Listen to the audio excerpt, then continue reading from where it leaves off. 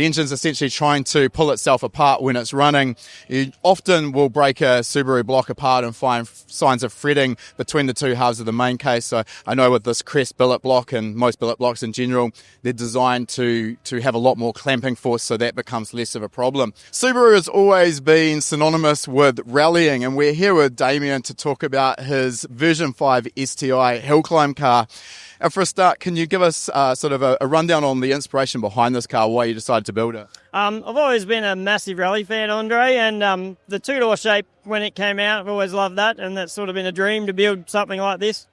These earlier chassis as well, much lighter than the later generation? Yeah, definitely, yep. What sort of weight have you got this down to? This thing's around about 1250 kilograms. That's, in comparison to a later model, I'm guessing that would probably be a good 200 to 300 kgs lighter? Yeah, something around that. Yeah, definitely.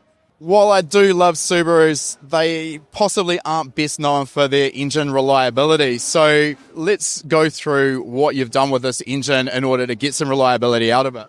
Well, this thing I've tried to do as much as we can to make it as reliable as possible, yeah, because of that sort of, well, Subarus are known for not being the most reliable thing. So this has got the billet block, it's got the crest block, crest heads, and strong manly bottom end, that sort of thing, just to try and keep it as reliable as possible.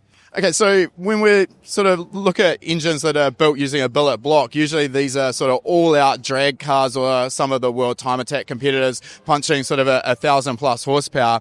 Can you give us sort of some of the advantages of the billet block over a factory cast block? Well, I guess it's just the design of the block, I guess. It's just the material in it's a lot stronger, a lot thicker where it needs to be, so can handle that boost a lot longer. I guess the other motors will handle the boost, but they just might not have the longevity. I think one of the problems we do see with factory Subaru engines as well, because the engine's essentially trying to pull itself apart when it's running, you often will break a Subaru block apart and find signs of fretting between the two halves of the main case. So I know with this Crest billet block and most billet blocks in general, they're designed to have a lot more clamping force, so that becomes less of a problem. Moving on as well, the Crest cylinder head. So these are actually an aftermarket cylinder head as well. So everything in that engine bay, there's not a lot of Subaru going on there. What are the advantages with the Crest heads? It's pretty much flow as much more than anything. It's just they get rid of the dogleg port, so there's straighter ports, a lot better flows. You get a bit more torque out of it and that sort of thing. So for those who aren't aware, the exhaust ports on the stock heads, one is a sort of a dog leg route, so it's quite different from one port to the other. So they get away from that with these Crest heads, so more power, more flow.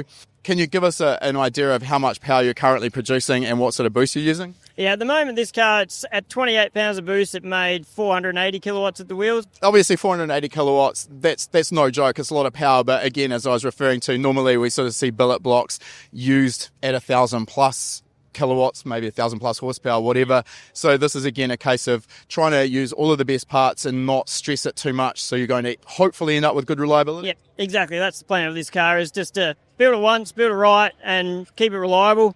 Not stress things too much. Turbocharger selection, what have you got on there? It's got the BorgWarner 9280. Quite a healthy size turbocharger. We haven't actually talked about engine capacity, but off camera you mentioned it's a 2.5. That's a very healthy size turbocharger. I would have thought that would have also probably been better suited power band wise to circuit use as opposed to hill climbing. Yeah, correct. Yep. But with the Crest heads, that kind of helps the mid range a little bit better. It's not quite as bad, but yeah, it is a big turbo for the 2.5 litre motor. In terms of other factors that help with engine reliability, dry sump as well? Yeah, definitely. Yep. RCM dry sump. So how does that actually work? Give us a rundown on that dry sump system. So basically, instead of having a wet sump, instead of all the oil being in the bottom of the motor, it's all in a tank. In this car, the tank's in the boot. So yeah, all your oil's housed in there. So you've got a pump basically extracting the oil and blow-by gases out of the crankcase, pumping that back to the tank, and that way, because of the shape of the tank, you've always got a supply of oil no matter how hard the car's cornering, braking, or accelerating. Yeah, definitely. Yep, that's right. Another reliability problem on the early Subarus was, of course, the 5-speed gearbox. It was pretty well known to be made out of glass. Certainly not going to handle hill climb abuse with 480 kilowatts. So talk us through what you've got there. Yeah, this car's got the PPG 6-speed sequential with an air-shifted paddle shifter. Why the paddle shift as opposed to just a conventional sequential gear lever? For me, pretty much, I'm a rally fan. And this has got the push-pull style rally paddle. And so, yeah, I've gone with what the style of the car had back in the day. So that push-pull, normally when we see paddle shift, we've got a upshift pedal on the right-hand side, a downshift pedal on the left. This was a rally feature. Why did they do that? I think they did that mainly so they could have one hand free for handbrake turns and things like that to help them turn into corners. So you can be pulling on the handbrake and still being able to upshift or downshift as required? Yeah, correct. What about the electronics package in the car? Talk us through what you've got in there. It's got pretty much all the full suite of MoTeC stuff. It's got 2 PDM30s, M150 ECU, and an E888 expander. Then it's got the 15-button keypad and the C125 dash. Okay, you just mentioned E888 expander. Can you break that down into English? What's that mean? What's it doing?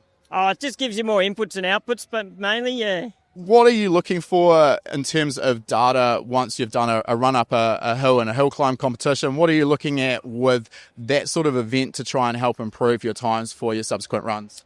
For me, mainly of this, to start with, it's just to keep an eye on engine vitals more than anything, mainly just for that. But we can also use it for brake data. It's got wheel speed sensors all around, so we can keep an eye on the brake balance and that sort of thing as well. A little bit harder, I guess, than traditional circuit racing where you can go out, set a reference lap and then compare. It's not quite that easy with hill climb. Definitely, yeah, definitely. When it comes to debuting a car like this, that's been, I think you said, a 10-year build, is there a little bit of nervousness goes on that you might end up stacking at the first corner? More than a little bit of nervousness, a lot of nervousness, yes. So safe to say you're probably not going to be driving at 10 tenths on your first event? Definitely not. No, I like to creep up and ease up on things, so yeah, yep. I'll drive it as fast as I feel comfortable with. Oh, look, Damien, the car is an absolute work of art. It's a real credit to you. You can see 10 years of blood, sweat and tears have gone into it. So all the best when you do first get it out in competition. Thanks very much, Andre.